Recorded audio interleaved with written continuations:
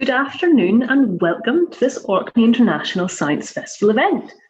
My name is Heather Woodbridge and it is my pleasure to be hosting this session from North Otterswick and Orkney this afternoon.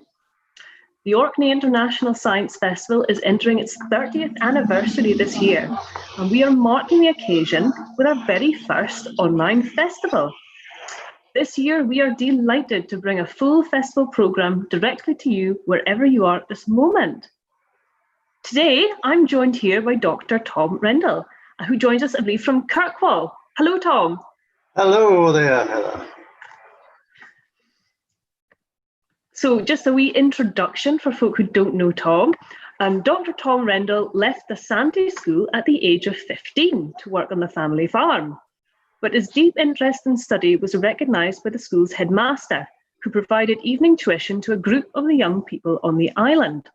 This led to spare time study with the Open University and 2 degrees, and eventually a PhD at the Orkney College, UHI, on the social aspects of dialect. His places of work have included the Orkney College and the Orkney Museum, where he currently works. Tom is the project leader for a research study on the oral history of the North Isles. He also has a particular interest in photography, the subject of this talk. And if you have any questions for Tom during the talk, please enter them into the YouTube live chat. And what we'll do is we'll come back to these at the end of the talk. And well, I hope you enjoy the event today. And I have to say, over to you, Tom. Well, thank you, Heather, for that glowing introduction. I hope I can live up to what you've just said. So, yes, I suppose this is really something of a personal journey for me, because I want to share with you some images I've taken from Sanday, where I was born and brought up, but also through Scapa and other places in the East Mainland. And I'll intersperse these images with quotes from Robert Rendall and Torsten Brown, Backaskaill, Edwin Muir, and Eric Lincoln. Now, you'll see there, that's the first slide, and of course it is Scapa. And I'm starting with a quote there from George Brown, who said, "The essence of Orkney's magic is silence, loneliness, and the deep, marvelous rhythm of sea and land, darkness and light." So really that brings us beautifully on to photography, because of course photography has been my passion for many years, since I was a pretty boy in Sanday, actually, with a Brownie 127 camera. I suppose a photographer is an artist with a camera, so I capture images with the lens, as I've not been known for my paintbrush techniques in the past. So if we go to the next slide, please. And the next slide there lets you see on the left my island home. That's the meadow, or in English terms, the meadow in Sanday, where I was born X number of years ago now, but the slide on the right is Birsay Bay, which was just about 150 meters from my house. Many a walk ahead to the seashore, and I suppose that I'm interested in a couple of things, just coastlines and just the beauty of the sea and the sky, and taking photos. I even gathered tangles of seaweed when I was a boy. I'm not going to go into all about the tangle industry, other than it was quite successful in the 1960s, 70s and 80s, and lots of people made a lot of money from collecting them and so on. I did do that as well when I was a boy, but it was a very labor-intensive job. So that is kind of my starting point, I feel like. The next slide now, we'll just look at the next slide, which is actually very close to where I live. That's showing the Bay of Pool in Sanday, with the point there being Lemonus, and then in the background on the top of the picture is the Calf 80, and you'll see the stretch of tide. It goes in Lashy Sound there, so it's quite a strong tide there. However, the importance of Pool was really we think, certainly where the Vikings made landfall in Sanday many years ago, because there was an excavation at Pool in Sanday in the 1980s, which revealed a multi-age site Pictish remains being found, Pictish buildings being found, and then Viking buildings being built on top of them. Lots of finds was discovered, including Pictish symbols, stones, and also I think some other substantial buildings as well. But Professor John Hunter wrote a book about that, which is available in print. Now the next slide is again moving slightly on. This one is taken from the south end of Sanday as well, but I think this one is important because it lets you see the importance of light. It lets you see the value of light. A very still evening, sunset on there, just hitting the Carver area there. And this is where I bring in Robert Rendall, who I shall feature throughout the next half an hour as well. And he said in his book called The Island Shore, what is it that so moves us as we stand on the shore and look out over the ocean? Not thought alone or even imagination, but natural response to an immensity and wealth of life exceeding our power to grasp. And I know that's very wordy, but you see what he means there. You look over there, it's a sort of very calm evening, and you wonder what's beyond that sky, beyond that sea, what's going to happen in your life. And I think that's one of the things that inspired me with photography, but also just to take an interest in the Orkney's heritage as well. Now we'll move on now to another slide on the coastlines. This time it's Backaskaill Bay, one of the many sandy beaches in Sanday. I think it's reckoned that there are about 30 miles of beaches on the island, and this one there, I thought this was the best perspective because it shows you the wide and yet very clean and unpolluted sand. And I mean, it's used a lot, certainly in the summertime, by local folk and visitors alike. And there is also,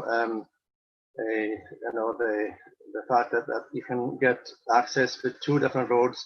One takes you down past the Cross Kirkyard as well, which is obviously important to me for my parents and grandparents and great grandparents are all buried there, just on the shores of Backaskaill Bay. So it has a meaning to me that way as well. Now, the next slide we can move on to is the Bay of Loch Ness in the north end of the island. I didn't go much there when I was a boy because when I was growing up, I suppose we didn't have much use of a car, so you thought very carefully where you went. Certainly, though, I actually went to Loch Ness on many occasions and took photos over there. Lovely sand again, but you'll see there the remains of a ship. This is the wreck of a German torpedo boat. In fact, the B-98. It was actually launched in Hamburg in January 1915, and it became the lead torpedo boat during the Battle of Jutland in 1916. And it has a checkered history for the next few years. And in fact, it was a mail ship for the German fleet when they were in Scapa Flow, imprisoned, if you must, before they were scuttled. This B-98 missed scuttling, but in fact it was seized by the Royal Navy in 1919. And in fact, when it was being towed to Forsyth to be salvaged, it broke the loose of the rope and it drifted to Sanday. That was in February 1920. And in fact, during a storm in 1920, and it has been there ever since. So it's about 100 years ago since that happened. And it's again part of the wartime history on a beach that's used by a lot of people for recreation. So it reminds us of the wartime as well and what that meant to a lot of people. So I'm moving next on the next slide to a poem by Edwin Muir, because this really is a nice transition poem. It sums up a part of my life. Long time he lay upon the sunny hill, to his father's house below, securely bound. Far off, the silent changing sound was still, with the black islands lying thick around. He saw each separate height, each vaguer hue, where the massed land rolled and mist away. And though all ran together in his view, he knew that unseen straits between them lay. Often he wondered what new shores were there, in thought he saw the light, still light on the sand, the shallow water, clear and tranquil air, and walked through it in joy from strand to strand. I never really envisaged that I would have an opportunity to develop my interest in Orcadian studies and share my knowledge with the wider public. But what he says there is about often he wondered what new shores were there and thought he saw the still light on the sand. And I didn't know what new shores were there, but I found out in the last 30 years, that's for sure. So we'll move on from that poem now to the next slide, which is this is the view I was seeing when I was flying in to Kirkwall over Inverness Bay just in St. Ola. It's just near to the airport, so that's a Logan airplane, and I would have flown in on. I thought that photo was taken about 8:15 one morning, about 2 to 3 years ago. It's not me flying in, but that was the view I was seeing. The first view I was seeing when I had moved in 30 years ago. So we'll move on to very shortly to the next slide, which is, of course, my first location for my very first day, stayed when we got married at Scapa. And this is a recent picture of Scapa taken with the sunlight shining on the waves there, and a few people in the water on a really bonny day. I think about 4 or 5 weeks ago. But Scapa was certainly a wonderful place to see, and I mean, walks on the beach was well, it was just on our doorstep really. But we'll move on to some other. I don't want to spend too much time on the one slide. So lots of pictures. The next one there is Tob in East Mainland, a very photogenic place there, and they're really, I suppose, again. A lot of people just stop there to do photography or just to sit in the peace and quiet. And that was taken in July evening, about 10 to 11 at night. It lets you see the quality of light that Robert Rendall spoke about there as well. So we're going to move now on the next slide or so to Birsay, the right up the northwest coast of Orkney. And this was where really was the stronghold of certainly of the Vikings and the Scandinavians when they arrived in Orkney. And in fact, the Picts were on the Broch of Birsay before. There probably Celtic people staying there, maybe even as far as the 6th century. But certainly when the main Scandinavian settlement took place in about 800 AD, really this had been the home of the seat of power for about 400 years or so until it moved to Kirkwall. And certainly the archaeologists found lots of settlements there, and thought in the might be certainly there are a lot of important work as well building to the church there in Birsay. And as I said, it was important seat, not Kirkwall. Birsay was important. That lets you see the water there, which is quite a sort of strong current. The next slide is taken this year, and this lets you see the causeway, which of course is only accessible when the tide is out. And it would have been joined on to the mainland of Orkney at probably up about 10, 11, 12,000 years ago. But certainly it's been tidal island for a good number of centuries now. It's a very important place, again, for tourism because of the historical meaning, and also, of course, the views you get from there, because this is, again, a very isolated, but there is also a very sort of bony stretch of sand. Now, the next slide you just see there is just taken a bit round the bay there, and it's just like to see, I think that must have been a nose, or has certainly been used as a nose there. I know I can point, well, I probably can't point, but this must have been probably a nose there, which is used for fishing boats, maybe up until fairly recently. But again, you get the whole difference between the sandstone there and the sandy beach as well. So that just lets you see a nice vista up there near the Broch. So we'll move on now. Next slide, please. And this is a slide taken, I think, from the pier in Ham. But I just took this because I felt that when speaking about the shores, we must look at what they mean to people for work, not only for leisure, but history, but for work as well. And of course, the importance of fishing to the economy of Orkney and its folk is crucial. Maybe not so strong as it was 20 years ago, but lots of people go out in small field boats, just set on a few fields, partly for extra money, but partly just for the enjoyment or the pastime as well. And I think this actually encapsulates the meaning of the shores and the coastlines to us in Orkney. And I mentioned tangles before, which is seaweed. Kelp was grown. Kelp was also taken up and taken from the shores and burned way back during, I think, the 18th and 19th century as well. And that was the lairds actually made a lot of money, of course, for that rather than the poor farmers. But it was certainly an important part of the economy as well. It was also used to spread on the land for fertilizer. Another thing besides the shores, and I'll probably use this one as well, and also say that we mustn't forget things like, I mean, in North Ronaldsay, you have, of course, the beach being very important for the seaweed eating sheep over there. So again, the beach is used in that case for the diet of the sheep up there. So yes, Island Shore now, Robert Rendall again.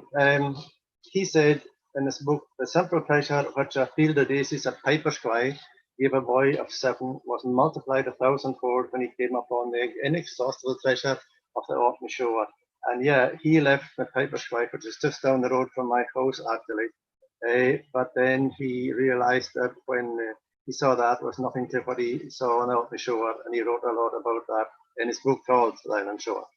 Next slide is moving up to Stromness, because this shows you the Hoy Sound and the Hoy Hills, and of course that's done at Warbeth. I took this picture in February, I think, one year, a couple of years ago, from the Warbeth Cemetery, and I thought I used a piece of poem there by George Mackay Brun. It was dedicated to Abby Campbell, I think it was, who died in the 1960s there. And he wrote a poem, which this is part of.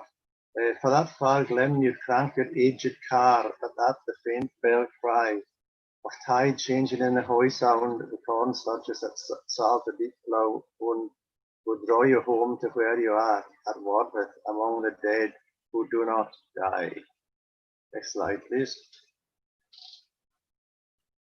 And this one here is, of course, Old Man of Hoy, which is the most, or the best known coast, one of the best known coastal pictures in Orkney. I took this off the Ham Navore again one summer when we were over in Caithness, and it's you get it's iconic. I mean, the old red sandstone pillar there, which has been climbed and well televised in the 1960s, but climbed by many people ever since. And people see it when they, I suppose, when they actually move from Orkney, or when they come into Orkney, when visitors come into Orkney. So that's a view that's known by a lot of people. So we'll move now to the next slide, which is Scapa, and there's ripples on the sand on the beach. Now, as Heather said in the introduction, I did my PhD in Orkney dialect studies, so I can't not do some dialect during my presentation in any year, I don't think. And I've just used some dialect expressions there for connected with the shore and the coast. During the ebb is clearly down at the near sea level, down below the shore. But which is just as it says during the ebb. What is he? Oh, he's during the ebb for something. A spout tide, I'm sure that some of the listeners hopefully will know what a spout tide is. But it's actually when the tide goes out very far and people can go and gather spouts on the sands on different places in Orkney. Spouts are razor fish, of course. I've never been at the spouts, but lots of people, I'm sure, has enjoyed that pastime. looking for drift. Now I know you've had some, you're having some, or had some presentations on looking for driftwood, but the way we said it was looking for drift. It was simply searching for the driftwood on the beach. And the last one there, away to the banks. We never said I'm just going down to the seashore. We just said, oh, I'm away to the banks for a video walk. So some direct expressions there. The photograph there, lovely ripples on the sand. They are taken by my wife this time a few weeks ago, and I think it just shows you the lovely artistic impressions you can get on a bonny day over at Scapa. Next slide, please. And yeah, this is Eric Linklater. I'll keep it on and I'll just paraphrase it because I know I don't want to spend too much time on it. But he looks there about the power in the land and the broad sky and the flowing lines of the hills and the hearts to the north and peace. And then he looks about on a bonny morning when the winds are still, there's a hush like the drifting of the young earth not waking yet in the innocence of time.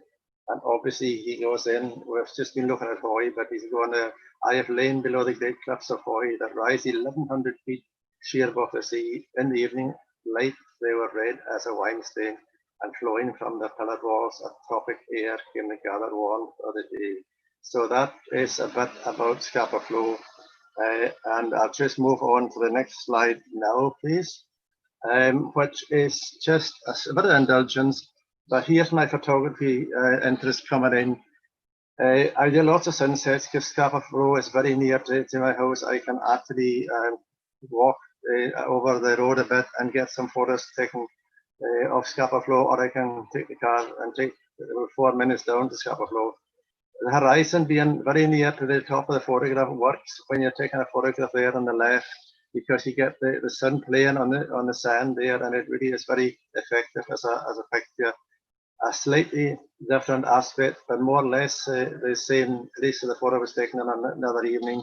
Oh, this time though, it's a bit brighter sky there, and you get the water so still, and you see just a few of the pebbles on the beach as well. So I'll move on to another slide now for you, and this is of course the riding of the marches. Now, the riding of the marches actually,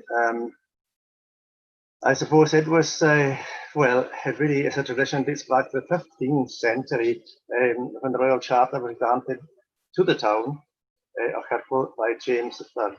Now, the route marks the royal borders boundary, and the tradition was revived in 1986.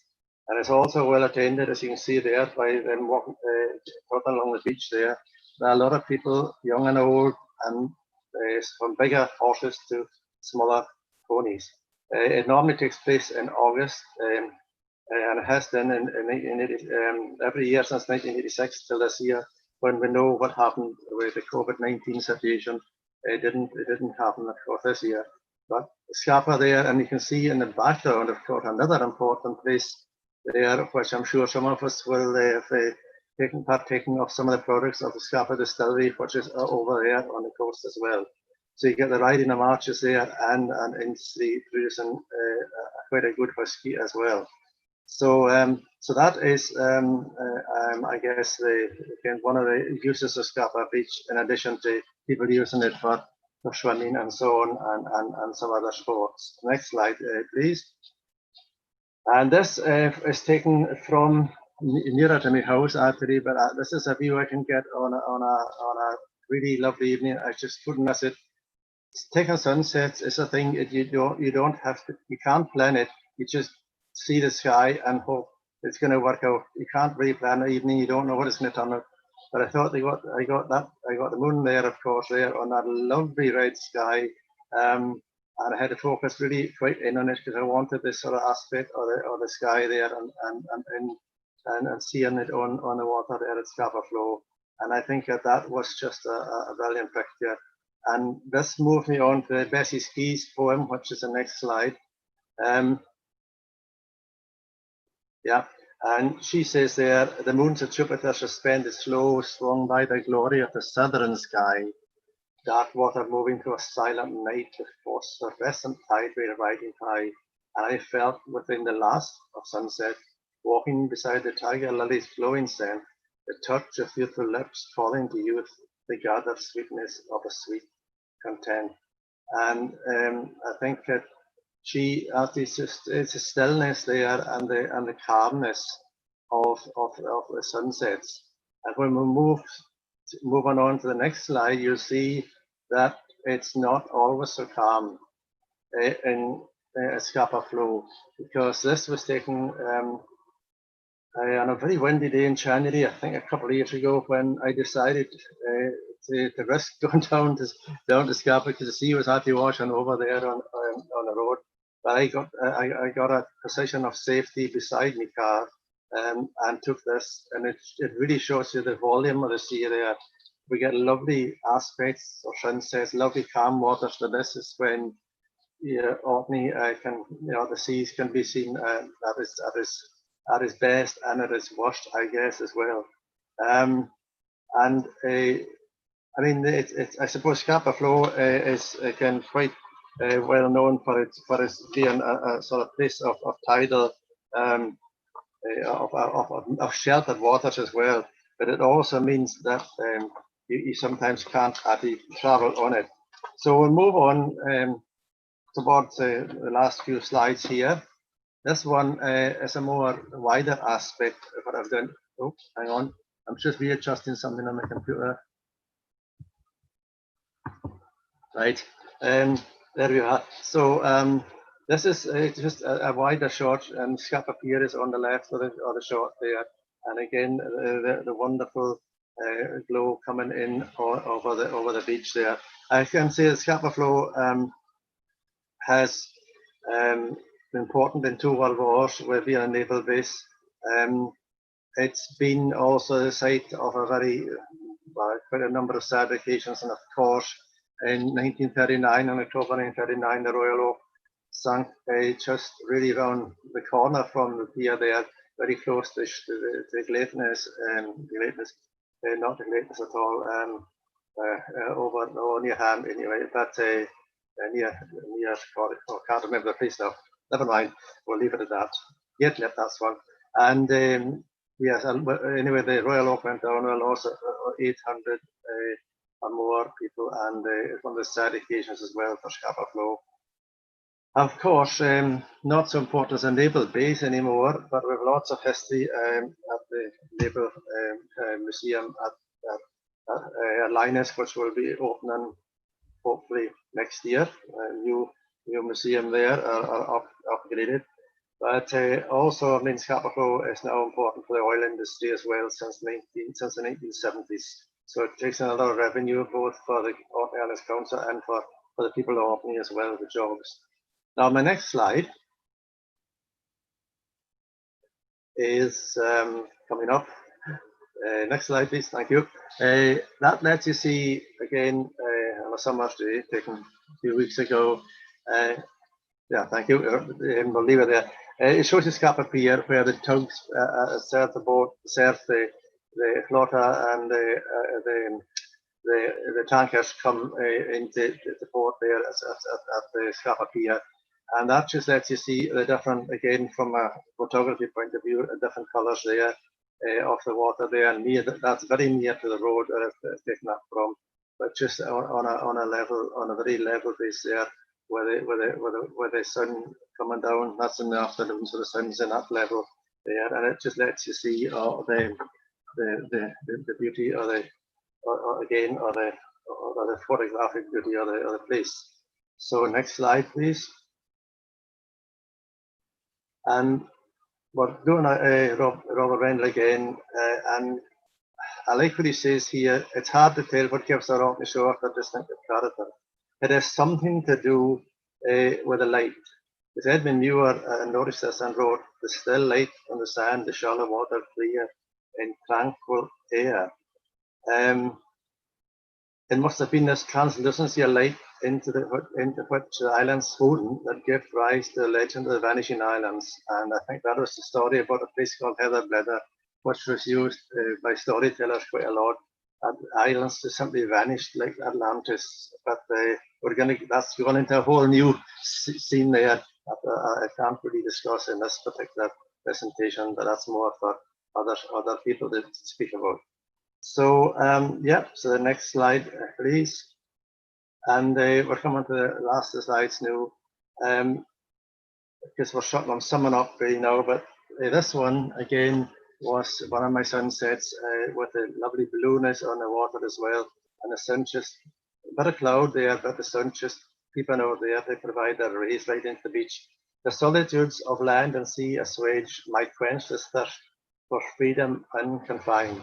With independent heart and mind hold I my heritage. So if I go to the next slide, I just want to sum up for you now. Really, I've looked in the last sort of half an hour or so on lots of coasts and waters and the meaning to me and to lots of other people. But the coast and waters I'm saying around Orkney here have inspired writers, musicians, artists and photographers through the varieties of light and moods throughout the seasons. You can see you get bonny weather, bonny sunsets, you can get tide, very rough seas in the winter and sometimes maybe even in autumn months as well. But you get a variety throughout the seasons. Some of us, like myself, have stayed in Orkney all our lives. Others have travelled to the islands and settled here. Folk who've moved away who still cherish thoughts of their homeland through the images of social media. And I hope that people that's picking up this today either live or will see the sort of video at a future date, will see some images that reminds them of their homeland and the beauty and the sort of value of the Orkney and its heritage. Now the marine environment provides income for some people in Orkney. There is a lot of things happening both again with fishing and the salmon farms. So lots of things happen also with marine studies now. The Energy Test Centre from this. I think what we do though is we all appreciate the influence and the impact of coast and waters and the ways in which it affects our lives. So the last slide is coming right up, and it's it's the marina in Catford this time, taken on a lovely evening at the end of May, I think last year. And our finish, I think, is important to finish on a poem and Robert Rendall's words again. He just sums up what this slide means.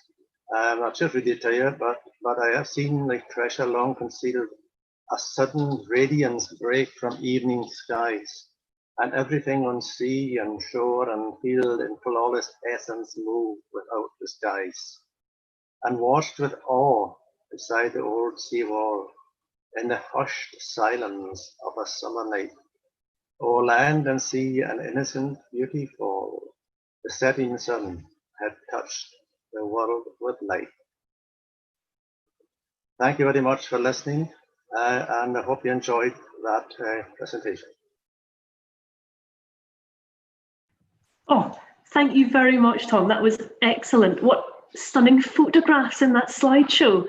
And what struck me was what beautiful light you've captured in a lot of those pictures. That was excellent. Thank you very much. Thank you, Heather.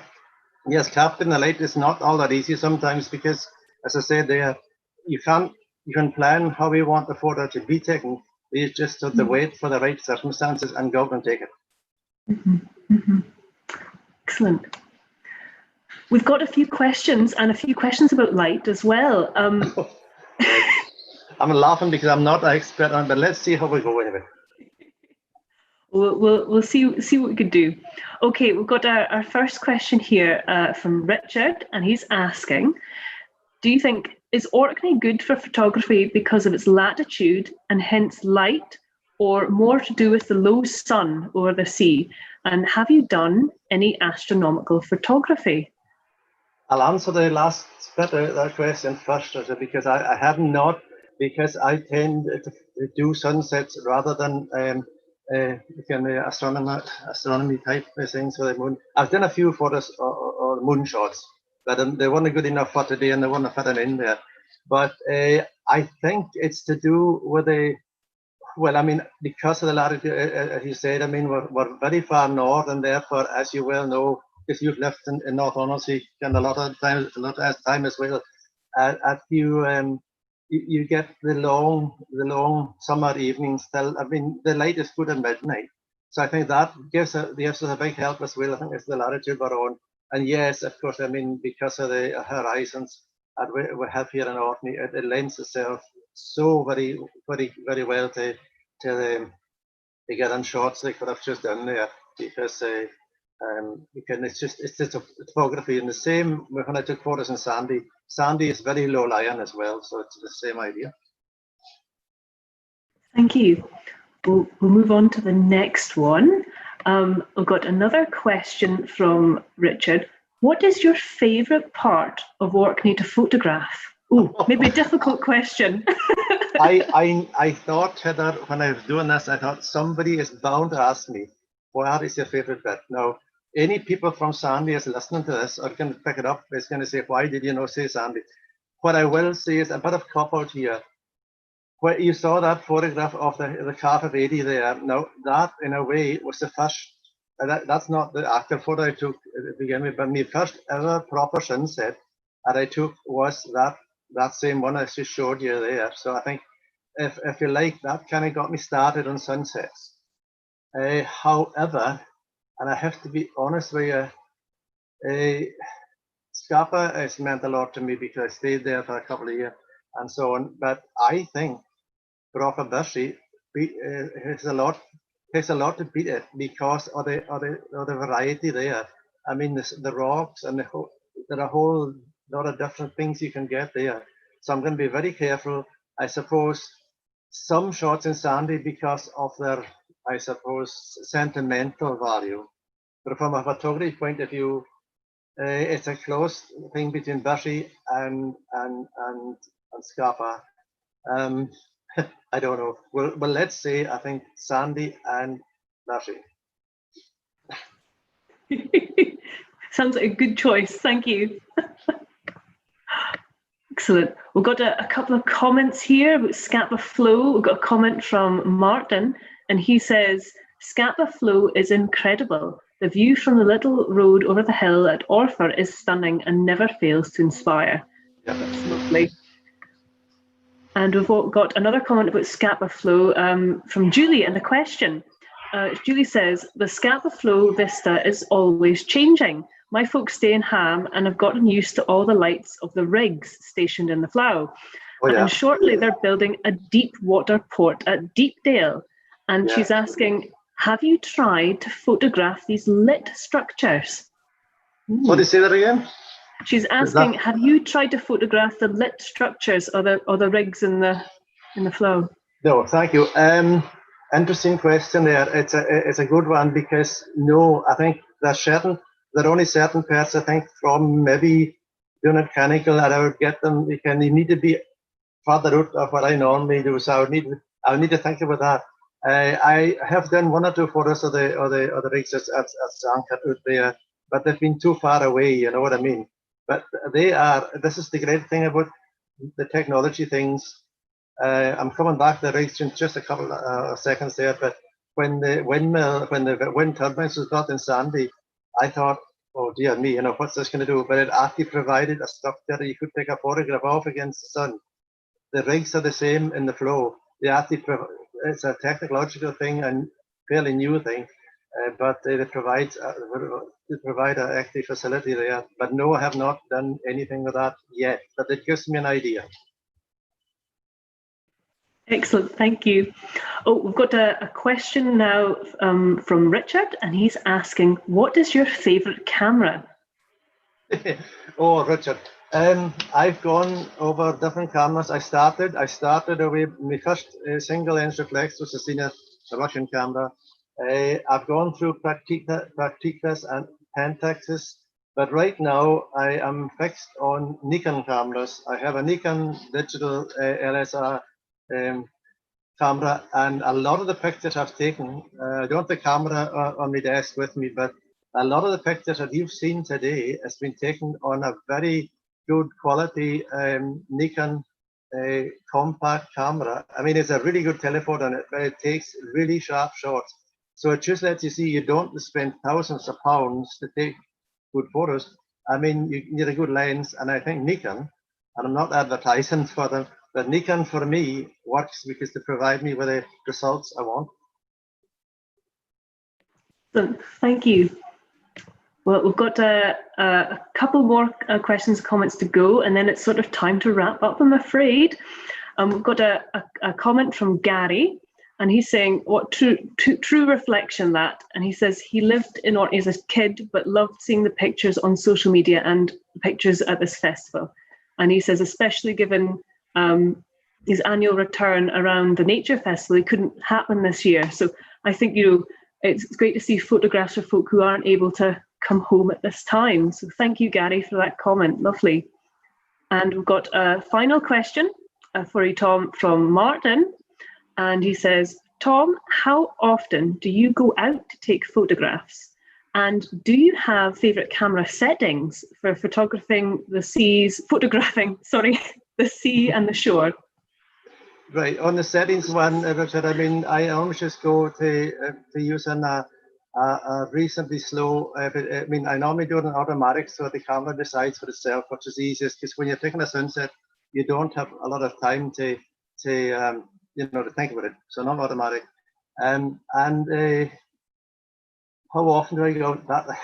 That I go out, I suppose, every week at some stage to take some photos. I mean, but I don't spend a lot of time. If I see a bonny sky, I go on and deal with it. You can say it's like that. But I suppose I'm out sort of once a week with a camera, because I always have the means, even with a mobile phone, I have the means of taking a picture most of the time with me. So that's essential. I think a good thing about, if you're interested in photography, and these days with phones and things, the quality there, always have some means of taking a picture with you. Excellent. Well, that's the end of our questions. Thank you so much, Tom. What an interesting discussion, and it's great to hear what folk are thinking. And thank you to everybody who was asking questions and listening at home. I'll just have a wee look.